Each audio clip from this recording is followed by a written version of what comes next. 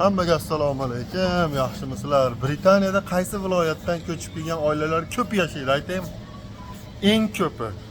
Ko'chib kelgan oilalarning ichida eng ko'pi bola chaqasi bilan, ikkitadan, uchtadan, to'rttadan bolalari bilan ko'chib kelgan oilalar, ular andijonliklar. Amerikada Samarqandliklar ko'p bo'lsa, Britaniyada Andijondan ko'chib kelgan oilalar ko'p.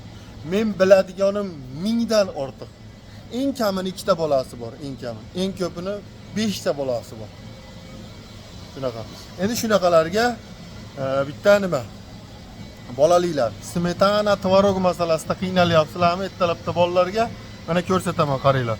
Degan magazinda 17-qatoriga kelganinglarda European Food bor mana. Shu yerda bu qaranglar, robotlik qilib qo'yib, o'zi yurib, o'zi ortib yuraverar ekan. Shu qatorda mana Polshadan kelgan shunaqa tvoroglar bor. Mana shu tvorogni olasizlar. Mana shuni bolalarga yedirasizlar. Undan tashqari rosa O'zbekistonniki bilan bir xil smetana bor mana. Mana shu smetanani olasizlar.